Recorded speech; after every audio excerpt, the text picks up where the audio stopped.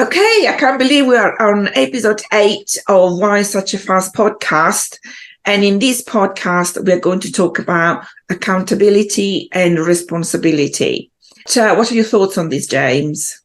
I find it really fascinating, and I can go down a mindset route with accountability and responsibility. I think, but looking at it from an IT and a cybersecurity point of view, there is very much from a business owner's perspective. They think that they've got an IT support company, that they've shifted the responsibility for that, and they've shifted the accountability for that. And the truth of the matter is that no, they haven't. They're still responsible for it. They still need to have the plan for it. They still need to know what their business looks like if they were to have an attack, and if they were to have a successful attack. If you've got an IT support company and your deal is that you ring them and they fix stuff when things goes wrong, if you do get hacked, you've got a member of staff that clicks the wrong link, your device breaks down, the responsibility is yours as the business owner, and you then have to take accountability for that. So yes, you can totally shift the responsibility over to someone else, but the accountability will still be yours because you need to make the decision on what you're doing with that. And I think that one of the biggest things we come across in life these days is trying to play the blame game. Well, at the end of the day, when it comes to a cybersecurity point, the data you're looking after, all of those kind of things, you can't blame anyone else. You're in control of that. And it's remembering that you are in control, and you will maintain control. It's your business at the end of the day. And yes, and you know what, James? An organization that retains the accountability and doesn't shift it is actually a much more mature culture organization. And I've learned the accountability and responsibility when I first started my career in project management. As a project manager, you're accountable for the project to your stakeholders, primarily, senior leadership. You can delegate some of the responsibility, some of the milestones, the deliverables to member of the project team, but ultimately you are accountable. So I always, whenever we're talking about accountability and responsibility, I always have these sentence, in my head. You can delegate responsibility, but you cannot delegate accountability.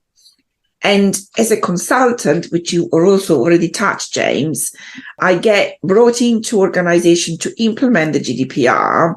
So in other words, I'm given the responsibility to implement that within the organization, just like you get the responsibility to implement, the cybersecurity. But ultimately, the organization will retain accountability. They cannot delegate that because they are the one that needs to hold the line with their employees to make sure that they follow the correct processes. They are there to the policies, they process data when it's necessary. They don't click on the wrong link, So, but yet there are organizations that want to delegate accountability. And I usually tend not to work with this type of clients because they tend to be they tend not to have a mature culture.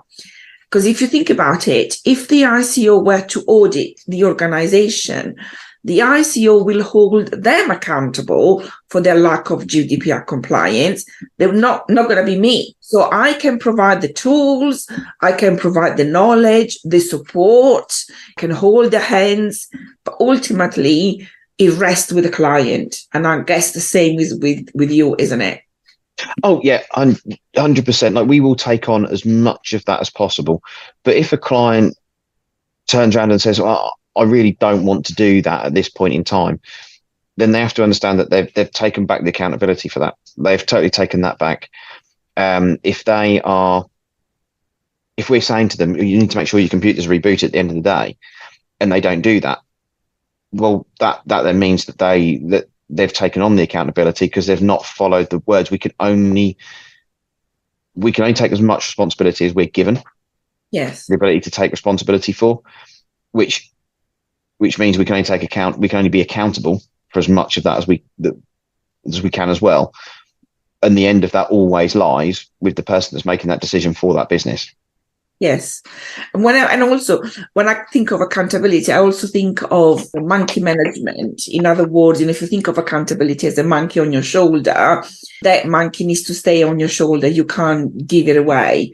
So you have to retain that and hold it accountable and hold yourself accountable as an organization for that monkey. So if you choose not to do something, not to implement the correct security measures, not to be compliant with GDPR, or to just simply do a lip service to the GDPR, then you've got that monkey on your shoulder. You're accountable for those decisions. Yeah. No, I like that analogy, Christina. That's really good. Yeah. So great to have you again, James. Hopefully we'll see you soon in some future episodes. Fantastic. Look forward to it, Christina. Thank you.